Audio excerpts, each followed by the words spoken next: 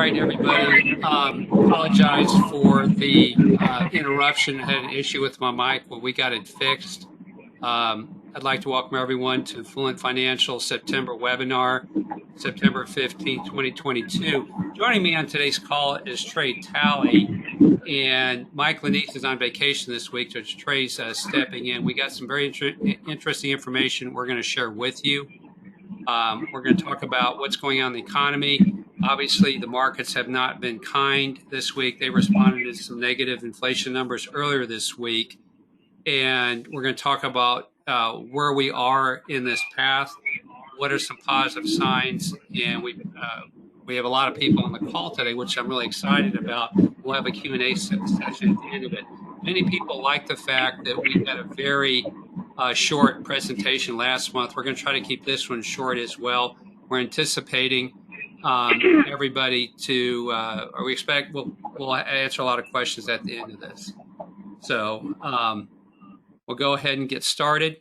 And the first slide here is the compliance slide that PCS, our broker-dealer, wanted us to put in here. Basically, you can't use this information and go to a racetrack and bet on your favorite horse. So I'm going to go ahead and turn this over to Trey. He'll talk a little bit about what we're going to be talking about today and point out some interesting numbers. Hey, so thank you for having me on. It's a pleasure to be with you all here today. We want to kind of break this one out into a quick roadmap of the economy. And as this bear market continues, we all are more and more keen on kind of where we are at in this process and where we are going. I'm sorry, Mitch, it looks like that slide is not of the current version, so we'll kind of come back to that. We do have some performance on the next slide. We'll get into that. But we're going to take a look at that roadmap, where we are and where we are headed. We're going to talk a little bit about inflation and what the Federal Reserve is doing in the face of that. And we're going to be ultimately talking about the indicators that we are looking for here at Fluent Financial that will show us that there is some light at the end of this tunnel. Okay. Why don't you talk a little bit about how our portfolios have performed year to date, Trey? Yeah, so this is year to date here, and so we see that the S&P is down just over 16%, and the Dow Jones is down almost 13%. The NASDAQ is down over 24%. So tech is really taking it on the chin this year. And so we, even the bond market, you see it as indicated by the 60-40 benchmark there on the lower row, highlighted in yellow. Even the bond market year to date is down over 15%. It's very uncommon. Generally, when stocks are weak, bonds are strong, and that's just the power of inflation. It just is pushing down all assets. So we're obviously very involved in covered call strategies here at Fluent Financial. Those hold up better than the broader market in weak times, and so we can see that through our stock income performance year to date. That's down just over 10% versus the S&P down over 16%. So we're performing, as good as we can in these tough environments. So, thanks.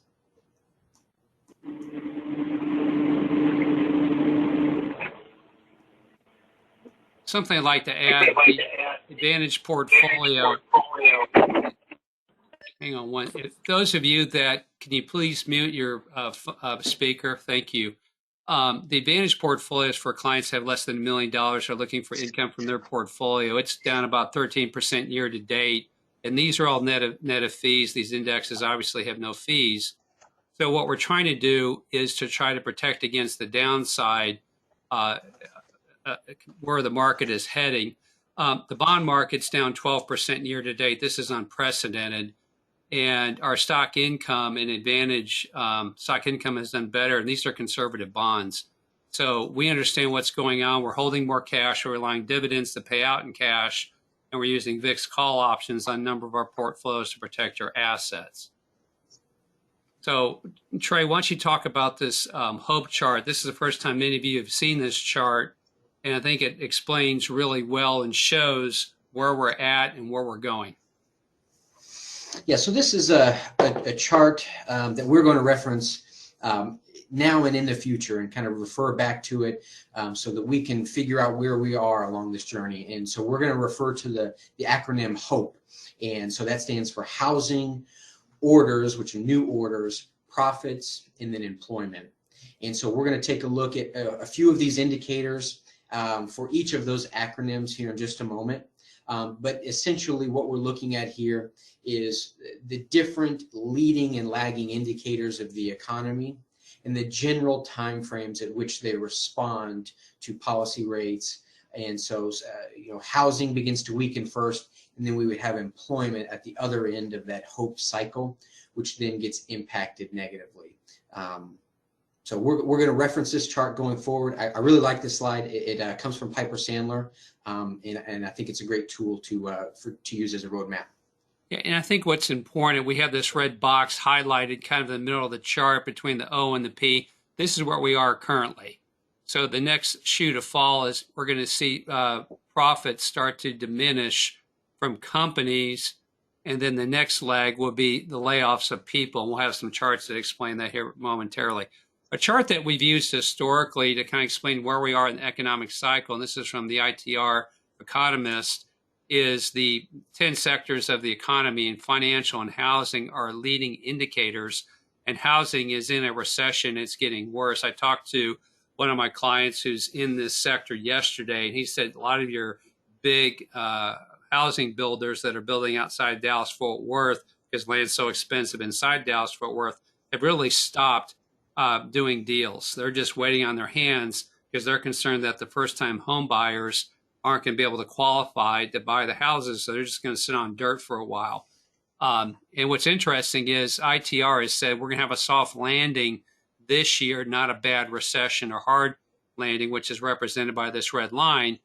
And in their commentary earlier this month, they were talking about if the Fed is too or raises rates way too much too soon, we may have a hard landing later part of this year or the first part of 23.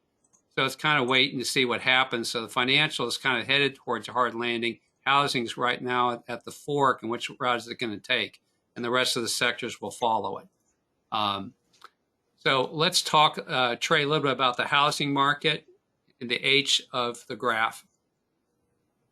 Yeah, so beginning in that HOPE acronym, we're starting with housing. And so what we have here is a U.S. Housing Market Index, and this is done by the National Association of Home Builders. And so 50 is a contractionary reading. What we see in the data is that all recessions are preceded by a weakness in housing. And we are currently seeing exactly that. And so we've gotten a reading here in August of 49, which is below that key 50 level. And that was even below the expectation.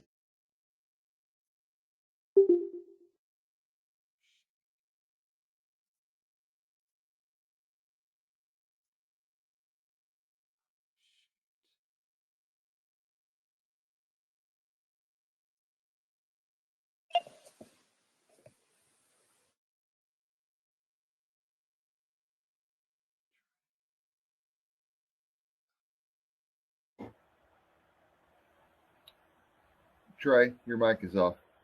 Yeah, I'm working on that.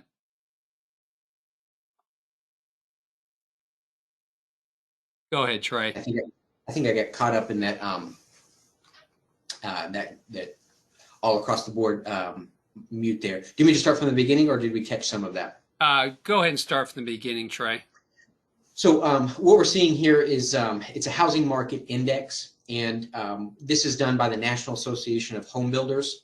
And so readings below 50 are deeply contractionary and are often correlated with recessions. And so we got a reading in August that was it was 8 sequential declines in this index, and that reading in August was 49, so it is below that key level. And so that's the lowest level since May of 2020 as we were coming out of COVID, and it was even below the 55 estimated level that we would see that reading at. So I've included this comment here from their chief economist, which I think encapsulates this index and the readings that we're getting. And so I'll just read it here. It says, tighter monetary policy from the Federal Reserve and persistently elevated construction costs have brought on a housing recession. And so the total volume of single family starts will post a decline this year, and that'll be the first decrease since 2011, obviously echoing the great financial crisis and the damage that was done there. And a continuation, and when you look at housing, you have to have building permits before you build a house. So this is another kind of leading indicator where the economy goes. And you see kind of the same theme that when housing permits decrease, it precipitates, or a recession follows shortly thereafterwards. So you can kind of look here, the gray bars represent the recessions going back, about 45, 50 years. And you can start to see this downturn in housing permits. So that kind of confirms what we showed on the prior slide. So the next thing we want to take a look at, Trey, is the IMS, manufacturing new orders. And even though we've had an uptick in new orders recently, again, 50 is kind of the break even, whether you're growing or shrinking, the same theme applies. When you see the IMS new manufacturing orders diminish, a recession comes shortly thereafterwards, and it's happened every time. So even though we had this little pop recently, we still have a lot of concerns because a lot of Americans are really being squeezed by higher inflation. I know gas prices have come down, but the grocery store prices have not. Labor costs are huge. We've had some of the biggest raises in decades this year. And the biggest problem people had prior to the COVID pandemic was finding and keeping talent. So, and the labor cost is sticky inflation. You can't cut someone's pay since inflation goes down because you'll probably lose them. And then if you look at the new orders, services, and this is non-manufacturing, this is going to be a little bit more robust. And Trey, you had a great comment earlier. Why don't you go and tell the group what you said earlier about what people are doing, spending money on? Yeah, so the ISM, they break it out between services and goods. And we're seeing weakness in the goods, in the manufacturing portion of it. You see that earlier on because of consumer habits. And so we're much more willing to cut back on our purchases of a new washer and dryer versus the weekend movie outing. And so services tend to be a little bit lagging to that manufacturing. But they're both reading at weak levels. And they're echoing much of what we've seen in housing. So we're seeing that starting to flow through that hope cycle. Yeah. So as we go to the P part, and this is basically the earnings. Again, when you see earnings start to dip, and again the recessions are these red bars here, you have a recession. This is obviously 2020, the housing crisis, the .com. And you can start to see earnings here starting to top out and start to roll over. And as prices go up, margins are getting squeezed. Companies can't pass on price increases. You're seeing inventories build in some retailers. So this is expected as we go through this economic cycle. And then if you look at the 2023 earnings projections from companies, here we are now, here's August and September, you're starting to see a decrease. Trey, do you want to add anything to this? No, that's really good points there. And we're seeing current earnings slow. We're seeing future earnings as measured by next year being brought down. And so, in fact, this year, earnings will be flat if you subtract out energy. Most of the energy of the profit growth for the S&P 500 is coming out of energy. And so there's a broad-based slowdown that's occurring this year, and it's being reflected in next year's estimates. Yeah, and we talked a little bit about ESG, environmental, social, and governance last month. And a lot of the ESG people are anti-energy. And ironically, they're excluding that sector from the portfolios for like big pension funds. And if they're excluding an asset class for ESG reasons or woke reasons, for lack of a better word, they're committing, they're basically breaking their covenant with their end customers and clients and not acting as a fiduciary. They're violating ERISA law. And you may see some lawsuits by some conservative groups against some of these woke big pension funds like CalPERS and the Michigan, the New York state pension funds. Walt Disney recently announced they're having a more progressive person star in their movies. And one of the reasons they did that was if you have more progressive people, you get a higher ESG rating. So it's a big problem.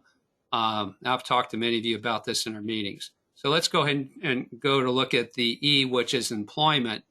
And what you see here, and I mentioned this earlier, we have a shortage of employees in this country. We've had a massive baby boomers retire.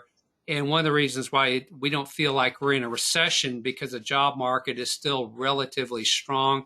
People are getting good wages, but we will see this roll over at some point. This is the last shoe to fall before we're really in a bad recession. Trey, you want to add anything to that?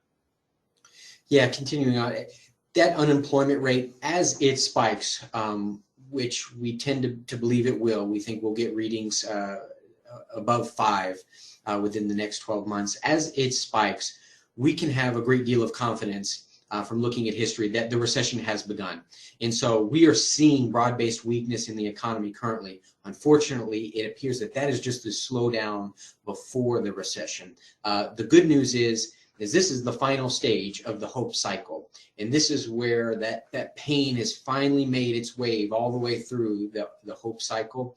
And during the, unfortunately, but fortunately, during this period where we start to see unemployment rising, we will start to see some light at the end of the tunnel. Because usually as unemployment is spiking, we're starting to get a recovery at the beginning of that hope cycle. And so housing and open orders and new orders, they start to improve. So we haven't seen that spike yet. We are looking for that. When we see that, we are then laser focused on the light at the end of the tunnel, which should start to present itself very soon. Yeah, and I think to add to what Trey is saying, we expect the stock market will turn right around this time. So whether it's the capitulation event, when we have a big spike in unemployment numbers to 5%, that may precipitate a capitulation event. We'll put cash to work and become more aggressive with our portfolios. Next slide I want to talk about is the Michigan Consumer Sentiment Survey, and it hit a record low of all time of 50 earlier this summer. In August, the number popped up to 58.2. But what I want to point out here on this graph, and you look at all the blue dots at the bottom of consumer sentiment, 12 months later shows what the stock market did. So if we hit this low point, I don't know if it was June or July, I think it was June, 12 months later, you had double-digit returns in the market, and the average is just under 25%. So we are seeing some light at the end of the tunnel. It's going to be in 23, and so just be patient. And the other thing that we're seeing is this inverted yield curve, and this basically occurs when the 2-year Treasury spread, we're getting paid more on a 2-year Treasury note versus a 10-year Treasury note. It doesn't make sense. If you think give someone money for 10 years, they should pay you more for 10 years versus 2. But the point is, and this is a common theme we've seen in prior slides, anytime we have an inverted yield curve, a recession falls shortly thereafterwards. And we expect that's going to happen again. Next slide. It's a really good slide. I'm going to let Trey talk about the importance of having high inflation on the short end and lower economic growth expectations. That's really what drives this inverted yield curve. Yeah, so inverted yield curves are a barometer of economic activity because banks earn most of their money through net interest margin, and so they're borrowing at short-term rates and they're lending at long-term rates. And so if they're borrowing at higher rates than they can lend out at, then that for them puts a damper on profits. They're going to draw back some of their lending, and then the economy is going to contract because credit and lending is the backbone of an economy. And so what we have here is just an illustration of why and how that occurs. So the 2-year rate that Mitch is talking about, that bond is incredibly focused on current inflation. And so that's why it's getting the lion's share of that triangle there. And so it is focused on inflation. When you're buying a bond, you're trying to hedge against the inflation of that economy. And as you move out along the term structure, when you get to the 10 and the 30-year bonds, as we were talking about, those bonds are more focused on the big picture and long-term economic growth. And so when you get an inverted yield curve, it's because there is two concurrent factors. There is persistently high current inflation, and there is weak economic growth on the horizon. And so people start to buy those long-term bonds because they want some hedging against that weak economic growth, and bonds are a flight to safety product. And at the same time, that current 2-year bond is propped up because of that inflation. It's a bad omen for stocks. Generally, when we see that yield curve that is inverted start to re-steepen, that usually happens along some equity weakness and the onset of a recession. So because that has not occurred yet, that again, we are still being prudent and patient in waiting for the fundamentals to present themselves as healthy, and then we'll be happy to put on some risk and buy some stocks. But right now, there are too many headwinds, we think. Yeah, thank you, Trey. And speaking of inflation, when we look at inflation, the components of it on this bar chart here, energy is the pink color, food is dark blue, goods excluding food and energy is the lighter blue or teal, services are yellow or gold. Energy costs have come down this summer, which has helped bring down inflation somewhat. What's disconcerting is the services excluding food and energy have continued to go up, and goods have continued to go up. Food has continued to go up. So we've not had a lot of reprieve, and some of this is the sticky inflation. Trey and I were talking, we're putting together these slides. We're wondering if we're going to have kind of a double dip recession like we had in 1980 and 82 when Paul Volcker was the chairman, when you had double digit inflation rates and you could get a CD and get paid 20%. But guess what? Your mortgage was 20% too. It's not going to get that high, but it's kind of like a similar pattern we're going to see. And the Federal Reserve is getting a lot of blame for this inflation problem, but they're one half of the problem. The biggest problem, in our opinion, has been the runaway spending by our government, both the prior administration and the current one.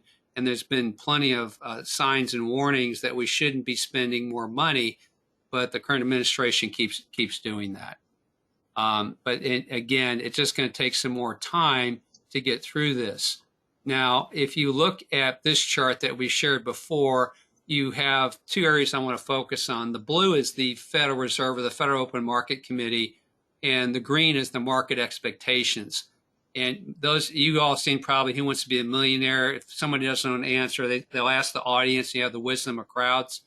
That heuristic is represented by the green, and the blue is represented by the Fed. So what you notice here is they're basically in lockstep for a good part of this year.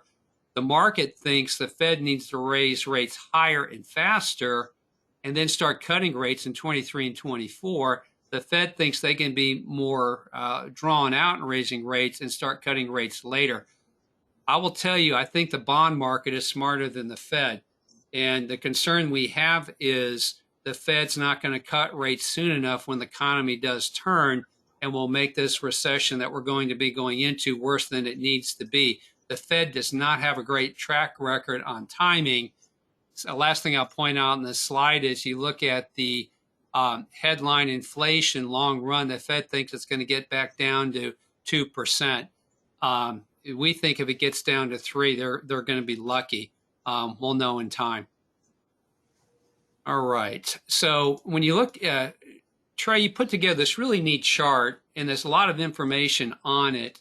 And when you have this, the meeting date here, and the Fed's going to be meeting next week on the 21st, and this is the Fed funds rate, and they're expecting, there's an 80% chance they're going to raise rates 75 basis points, so the spread would go between 3% and 3.25%. Then you look at the November meeting, this is what they expect the rates would be, and then you look at the December meetings. But what's really interesting is we're not seeing a cut in rates, and this data was recently updated. Trey, do you want to talk a little bit about what's going on here? Yeah, so the previous slide that we just went through was as of the end of August. And so this Tuesday, we got an inflation report that we just alluded to a second ago, and it highlighted the stickiness of inflation that we're seeing and a kind of resurgence in some of the components to inflation. And so what happened is there was a cut in rates that were priced into markets that was present in these market projections that has been removed as of that inflation reading. And so what we see here is it's market probabilities of where the Federal Reserve is going to hike their rates to. And so currently we're showing that the terminal rate, the level to which they will hike, is upwards of 4.25% to 4.5%. And then they're going to leave them there. And they're doing that because if you remember, in looking back in the 70s, there were three waves of inflation that hit. And so each time they thought they had got it whipped, it came roaring back. The Federal Reserve has indicated that they don't have a forgetful memory, that they do know that can happen. And so they want to keep rates tight to make sure that we get this inflation problem solved here and now. So they're looking at hiking rates to 4.25% to 4.5% from our current level of about 2.5%. And then they're going to try to keep them there all of 23. And there may be an opportunity where they cut later in the year of next year. But currently, no Fed pivot in sight. Yeah, and what's interesting is I've been in meetings, and this chart changed from this morning when we looked at it, and this is the most recent data we got, because in the chart we looked at this morning, it showed the Fed starting to cut rates in May and June. Now, because of the inflation information, it looks like they're not going to cut rates. So it's going to be interesting to see what happens. But what this indicates to me is the Fed they have a bigger problem with inflation than they anticipated. So I talked earlier about a capitulation event where people throw in the towel. And this is a chart we've shown in prior webinars. And these are 4 metrics that we look at to see when should we deploy excess cash or be more aggressive in our equity portfolios. And we have just not seen the kind of capitulation events. On Tuesday, when the market had a big sell-off, it was very measured. It wasn't panic selling. And the S&P volume for the S&P 500 has increased, but it's not over 250. You're seeing the market breadth start to deteriorate further. And the institutional, or the individual investors, I should say, they're still hanging in there. Now, as we go through this recession and the markets get weaker, you're going to see these numbers deteriorate. We may not have a capitulation event, but when the markets start to turn, if we talked about earlier, we'll start redeploying the money because there is a bunch of cash on the sidelines. So what are we doing to maintain and provide income for our clients? These are our portfolios and the amount of cash that we're generating. And what we've done is these are the target amounts, and this is what we've done trailing 12 months. Now, we're going to be making some subtle changes to these portfolios going forward. And the reason for that is these portfolios, specifically Advantage and Stock Income, they've been around. Advantage has been around since 2013. Stock Income just celebrated its 3rd year anniversary, and it's done exactly what we said it would do. What we've discovered is that some of the stock income dollars we've been distributing have been encroaching on principal. So we're going to be reducing the amount of distributions by a little bit to make sure the principal's intact for a long period of time. A lot of the clients I've already talked to about this, they're welcoming this change. It's going to be done over the next couple of months. Those of you that are using every dime of stock income, we're going to have conversations with you about what can be done to reduce how much money you're taking out. Because I think it's important that stock income is basically a kind of a de facto pension that doesn't go away, and it gets passed on to your heirs. So what can we expect going forward? Oil prices are going to remain elevated. Even if we don't have a recession, we are going to have one, or if we have a supply influx.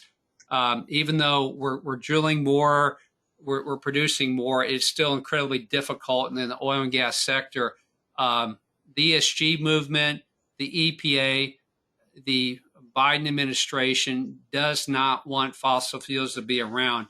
Um, the ESG movement came out of the Davos crowd, the World Economic Forum, and they really want to pull the United States down to Europe's level instead of trying to build up Europe. And they're using ESG as a weapon to reduce capital to industries they don't like. And the reason why it's so dangerous is it's focused on fossil fuels. What if they decide to go after, say, healthcare or technology or entertainment or some other industry? Because ESG is highly subjective and it's very, very dangerous. Inflation, it looks like it peaked this summer, but now that when the markets are focused on deteriorating growth and the Fed, that one slide that we just spent a lot of time on, the Fed recognizes they have a big problem there. You're going to continue to see margin compression with companies because of higher labor costs, lower productivity, and slower consumer spending. Remember, 2/3 of our GDP is what we spend as consumers, and you're seeing these inventory builds. And some of the retailers earlier this year were having to do sales because consumers don't have any money left over after paying for gas and groceries, so they don't have a lot of extra money. Interest rates are going to continue to move higher, and one benefit of this will be the bond market is going to be a better time to rotate dollars into when interest rates stop rising, because interest rates and bond prices move in the opposite direction. So some of the cash and some of the more conservative portfolios will probably be increasing our allocation to fixed income to take advantage of that good entry point, and you're going to be starting to be paid something for bonds. Remember, the interest rates are basically zero. If we get to 4.5%, that looks pretty good. Now, if we can get inflation down where it's not, 8%, if it's down to 3 or 4, then it would, make sense to have some money in bonds. So that completes our webinar for this month. I'm going to go ahead and stop the recording. We can open up and answer your questions.